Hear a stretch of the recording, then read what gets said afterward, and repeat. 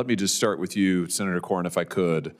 I'm sure you're familiar with the recent anti-ICE protests in Minnesota. Let me just ask you this. From your vantage point in the state, are the majority of these protests spontaneous or more organized? What is your impression? You're there.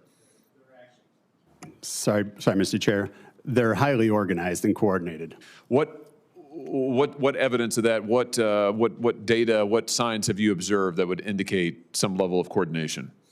Well, in Minnesota, we've seen a wide variety of coordinated efforts. The agitation groups on the ground, there are a wide variety of them, some national, some very professional, in addition to local reports that state they've trained some 30,000 observers to get in and get in the middle of the protests. Now, how would you describe the tactics that are used during these protests that you've observed? Peaceful, aggressive, inciting violence, trying to draw a reaction? I mean, again, you're on the ground, so you tell us. Yeah, what we've seen is a whole host of doxing, highly coordinated efforts in doxing. We've seen incidents of violence against federal agents. I think in 2 cases we've had agents that one had their finger bitten off, and they've been pelted with frozen bottles, stones, and every other type of thing, in addition to directly interfering with legal law enforcement.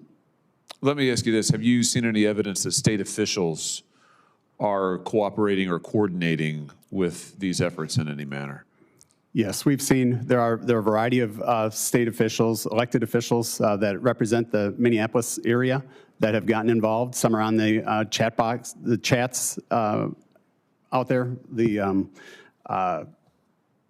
We've got one representative, very proud, Brad Tabkkey, is a representative out there proud, making sure to help train and coordinate those efforts.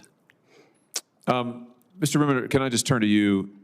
Senator Koran has said that he has seen coordinated efforts within his state to disrupt ICE, including lookout signal chats, et cetera. Your organization specializes in following nonprofit funding and organizational networks. So based on your research, what organizations have been active on the ground in Minnesota? What can you tell us?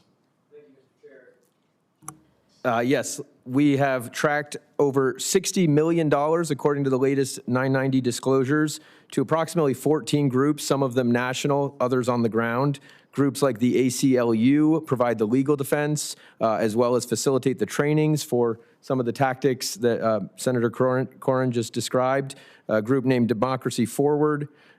Take Action Minnesota has gotten over $10 million from these large NGO networks, including the Neville Roy Singum Network, Indivisible, National Lawyers Guild, CTUL, the Council on American Islamic Relations Minnesota, CAIR, Minnesota 350, Voices for Racial Justice, on and on. Like I said, over $60 million just according to the latest 990 disclosures. $60 million, at least 14 different groups. That sounds like a pretty broad ecosystem here. Where's this money coming from? I mean, how is it flowing to these groups? Do you have any sense? So we've built a database that contains hundreds of thousands of rows from grants from networks like the Soros Network, the Arabella Funding Network, as mentioned, the Neville Roy Singum Funding Network, many others, Tides, the Ford Foundation Network, the Rockefeller Funding Network, these massive NGOs that have billions of dollars to spend on all kinds of coordinated protest, or in this case, riot activity.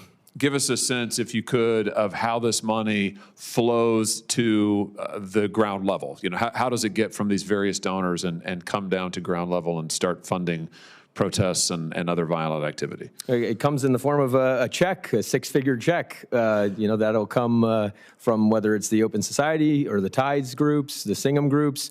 They'll fund directly some of these on-the-ground organizations. And we've seen this happen time and again. It's not just in Minnesota.